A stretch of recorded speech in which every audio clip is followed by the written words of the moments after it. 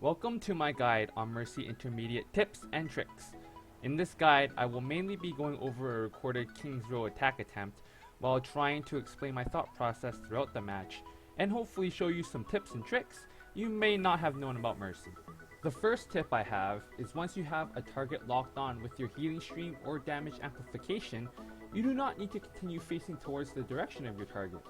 This is useful because it allows you to have a better sense of your surroundings if you can look around as opposed to just staring at your target. While you don't need to be facing your target, you do however need to be in line of sight of your target. Because this bust is blocking my line of sight of my Winston, my healing stream is discontinued. One of Mercy's major weaknesses is she has to switch between weapons in order to heal and to deal direct damage. A lot of players who begin supporting tend to have their hands full enough with staying alive while attempting to keep everyone else on the team alive.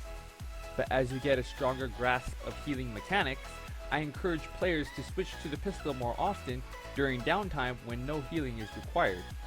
You may find yourself getting crucial assists or killing blows that can change the tide of the game. And with this trick I'm going to show you, you will have an efficient way to continue firing your pistol while still fulfilling your role as a healer. So how exactly does this trick work? Go ahead and fire a couple rounds with your pistol, switch over to your staff and activate it for at least 1 second. Once you switch back to your pistol, you'll find that it's fully reloaded. You actually don't even need a target for this trick to work. Watch as I do the same trick, but instead of healing the friendly bot, I'll heal nothing. And when I switch to my pistol, it will again be fully reloaded. This time, watch what happens when I switch back to my pistol before waiting a full second on my healing stream. Even though I had restored a small amount of health on the bot, it didn't reload. It seems the sole factor of triggering the reload is having your primary or secondary fire active on your staff for at least 1 second, regardless of any targets you may or may not have locked on. While it's faster to just reload your pistol, the idea is that you should be actively switching to your staff in order to be healing your teammates anyways, and with this trick, you can now effectively skip the need to reload your pistol whenever you plan to switch over to your staff. Remember earlier in the video I mentioned how you had to be in line of sight of your target for your staff to remain active? Actually, there is a grace period of about 1 second where your stream will not break. And as long as I get back in line of sight of my target within that grace period, I can effectively make quick peeks utilizing strong cover, all while having an uninterrupted healing stream on my target. I get caught in Reinhardt ultimate here, but because I had previously flown to the safety of my Hanzo, I'm not in any danger.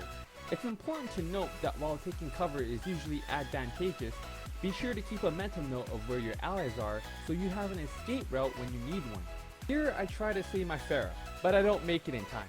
I opt to resurrect her with my ultimate at the cost of my own life, and my team is able to successfully capitalize on the point. It's important to note that as you heal teammates, your ultimate charges at an incredibly fast rate. I had just used my ultimate, but watch how quickly it recharges as I have a small skirmish by my payload.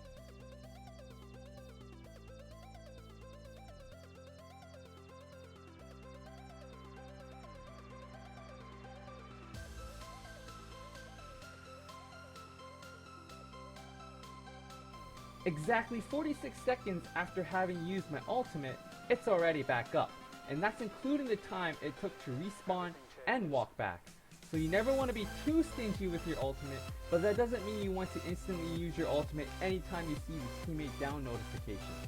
There will be times when it's beneficial to wait for more allies to die, or to save it for a better opportunity in the near future.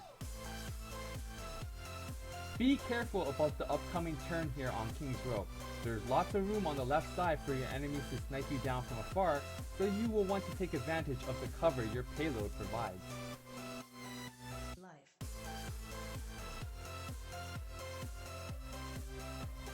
Here you can see that I have an ally down, but because we're still under heavy pressure, I wait before using my ultimate, and sure enough, my Winston also falls. I know that both my Soldier 76 and Hanzo are in both good condition and not in any immediate danger, so I decide that a 2% res is sufficient. At this point of the game, our payload has come to a halt and the pace of the game has slowed down. All I'm trying to do at this point is to heal my teammates as much as possible so that my ultimate can come back up for our next push attempt. But I also want to stay mobile while doing so to prevent myself from being an easy target for snipers and flankers. By the time my ultimate comes back up, I have one teammate down. Again, I hold off on using my ultimate because there's still pressure output from the enemy. Sure enough, another teammate goes down, but we manage to trade 2 for 3 in the process, and I decide to resurrect the 2 that we lost so that we can attempt a 5-on-3 push. Because my teammates are successfully getting kills, pressure output from the enemy is low. I leave the safety of my cover in order to more aggressively get in range to heal my teammates. Right about here, Winston realizes he won't be able to kill anyone on the team with me healing them. He switches his target priority to me, and I try to create as much distance as I can in order to stay alive as long as possible, all while doing my best to keep the team up. Eventually, I do go down, but there are no other casualties and my team is able to score the win. That's it for this video, guys. I plan for this video to be the first of many of my Overwatch content series. If you like what you saw here and want to see more content in the future, be sure to hit that subscribe button. I'm very open to feedback, so if there is anything about the video you particularly liked or disliked, be sure to let me know. And if any of you have any ideas on content you'd like to see in the future, be sure to let me know in the comment section and I'll try my best to fulfill requests. Thanks for watching all the way up to this point. I hope you enjoyed the video. Peace out!